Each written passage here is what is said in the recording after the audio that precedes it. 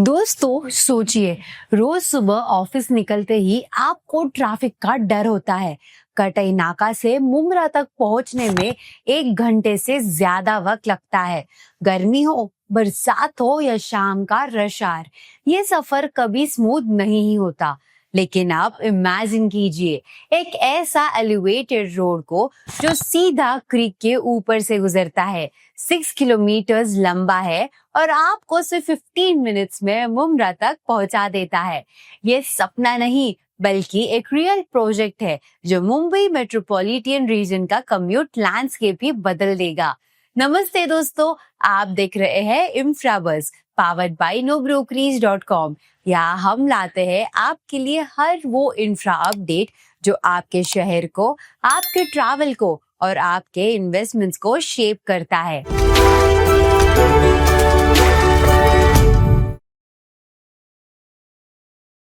आज के इस एपिसोड में हम डिटेल में बात करेंगे ये एलिवेटेड रोड का बैकग्राउंड और जरूरत, टेक्निकल और डिजाइन फीचर्स जो इससे यूनिक बनाता है, प्रोजेक्ट का टाइमलाइन और करंट स्टेटस, इसके कंप्लीशन के बाद कम्यूटर्स को क्या फायदा मिलेगा, एनवायरमेंटल चैलेंजेस और उनके सॉल्यूशंस, लोकल रियल एस्टेट और इकोनॉमी पर इसका असर और सबसे इम्पोर्टेंट इस प्रोजेक्ट का लॉन्ग टर्म विजन मुंबई के इंफ्रा नेटवर्क के लिए। तो चलिए शुरुआत करते हैं बैकग्राउंड से, क्योंकि हर बड़े प्रोजेक्ट की एक कहानी होती ही है। बैकग्राउंड एंड जरूरत। कटई नाका से मुमरा का स्ट्रेच हर रोज हजारों लोग यूज करते हैं। ये रूट नवी मुंबई, कल्याण, डोंबिवली और भी कई शहरों को जोड़ता है। लेकिन प्रॉब्लम ये है कि एग्जिस्टिंग रोड्स बहुत नैरो है और ट्रैफिक वॉल्यूम उनकी कैपेसिटी से कई गुना ज्यादा है। ट्रक्स, बसेस और प्राइवेट व्हीकल्स सब एक ही रूट पर आते हैं, जिसकी वजह से हर रोज कम्यूटर्स को जैम्स फेस करना पड़ता है। MMRDA ने रिकॉग्नाइज किया कि अगर इस एक्सिस पर एक नया कॉरिडोर बनाया जाए जो एलिवेटेड हो और क्रीक के ऊपर से बाईपास करे, तो ना सिर्फ ट्रैवल टाइम रिड्यूस होगा बल्कि पूरे रीजन का ट्रैफिक फ्लो इम्प्रूव हो जाएगा। इसी विजन के साथ कंसीव हुआ ये कटई नाका मुमरा एलिवेटेड कॉरिडोर, जो मुंबई और ठाणे के बीच एक इम्पोर्टेंट कनेक्टर बनने वाला है। और अब जब जरूरत समझ आ गई है तो देखते हैं इसका डिजाइन और टेक्निकल प्लान कैसा है। Technical and design features. ये प्रोजेक्ट अपनी स्केल के लिए ही नहीं बल्कि डिजाइन के लिए भी स्पेशल है। कॉरिडोर की टोटल लेंथ करीब 6.7 किलोमीटर होगी। ये पूरा एलिवेटेड स्ट्रक्चर होगा जो डायरेक्टली NH4 के जंक्शन से कनेक्ट करेगा और कटई नाका तक स्ट्रेच करेगा। इसमें एक 100 मीटर का रेलवे ओवरब्रिज बनेगा, जिससे फ्रेट और पैसेंजर ट्रेन्स के ऊपर से व्हीकल्स निकल पाएंगे। साथ ही इस प्रोजेक्ट में सर्विस रोड्स और एक्सेस रैम्प्स बनाए जा रहे हैं ताकि लोकल ट्रैफिक भी इजीली इंटीग्रेट हो सके। सबसे चैलेंजिंग पार्ट है क्रीक और मैंग्रोव एरियाज को क्रॉस करना। यहाँ पर प्रोजेक्ट को एनवायरमेंटल क्लियरेंसेस लेनी पड़ी है और डिजाइन को ऐसे प्लान किया गया है कि मिनिमम इकोलॉजिकल डिस्टर्बेंस हो, यानी एक तरफ कम्यूटर्स को स्पीड मिलेगी तो दूसरी तरफ एनवायरमेंट का बैलेंस भी मेंटेन किया जाएगा। और अब बात करते हैं प्रोजेक्ट की करंट स्टेटस और टाइमलाइन की। Current status and timeline. Contract award हो चुका है एफकॉन्स इंफ्रास्ट्रक्चर को, जो कि इंडिया की एक लीडिंग कंस्ट्रक्शन कंपनी है। प्रोजेक्ट की कॉस्ट लगभग 1982 करोड़ एस्टिमेट की गई है। इस कॉरिडोर को बनाने के लिए 48 मंथ्स का टाइमलाइन दिया गया है। अभी तक लैंड एक्विजिशन प्रोसेस चल रहा है और मैंग्रोव क्लियरेंस के लिए अप्रूवल्स लिए जा रहे हैं। फेजेस के हिसाब से देखिए तो एरोली से कटई नाका तक टोटल 3 फेजेस है। फेज 1 और 2 ऑलमोस्ट कंप्लीट होने के स्टेज में है और फेज 3, जिसमें ये 6.7 किलोमीटर एलिवेटेड रोड शामिल है, अभी एग्जीक्यूशन फेज में एंटर कर रहा है।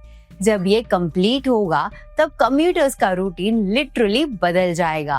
तो चलिए देखते हैं इसका एक्चुअल कम्यूट पर क्या असर होगा।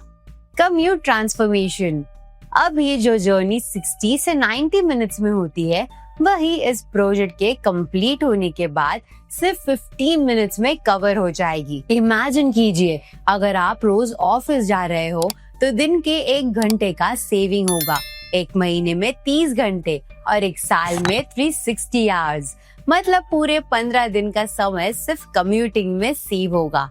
यानी ये एलिवेटेड रोड सिर्फ एक फ्लाईओवर नहीं है, बल्कि एक प्रोडक्टिविटी बूस्टर है जो लोगों को अपने फैमिलीज और अपने काम के लिए ज्यादा टाइम देगा। और जब ट्रैवल का एक्सपीरियंस इतना स्मूथ हो जाता है तो इसका असर सीधा प्रॉपर्टी मार्केट और लोकल इकोनॉमी पर भी पड़ता है।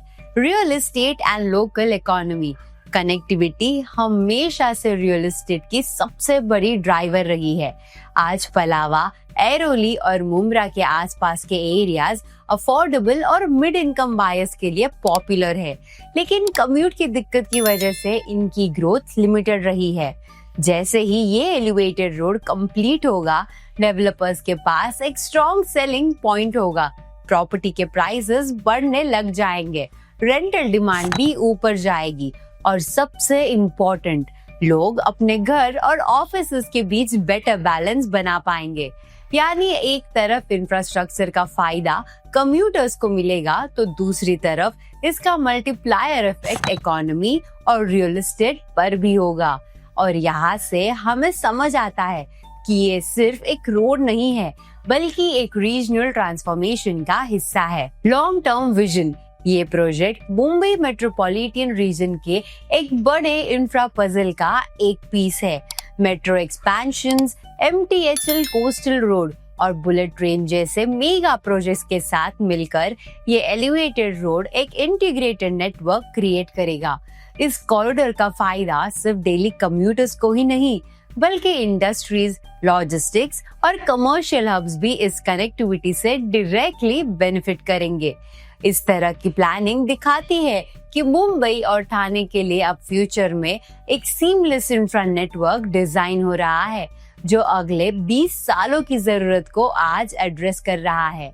तो दोस्तों, कटई नाका मुंब्रा एलिवेटेड कॉरिडोर एक ऐसा प्रोजेक्ट है जो कम्यूट को रीडिफाइन करेगा, इकोनॉमी को बूस्ट करेगा और मुंबई मेट्रोपॉलिटन रीजन को एक नया इंफ्रा एज देगा। और अगर आपको ये इंफ्रा डीप डाइव पसंद आ रहा है तो हमारा पिछला एपिसोड भी जरूर चेक कीजिए, जो था ओल्ड भंडारा रोड वाइडनिंग प्रोजेक्ट पर। वहाँ हमने देखा कैसे एक रीजनल रोड अपग्रेड कम्यूटर्स और लोकल इकोनॉमी के लिए गेम चेंजर बन रहा है। लिंक डिस्क्रिप्शन में दिया गया है। अगर आपको ये वीडियो इंफॉर्मेटिव लगा हो तो प्लीज लाइक, शेयर और सब्सक्राइब जरूर कीजिए।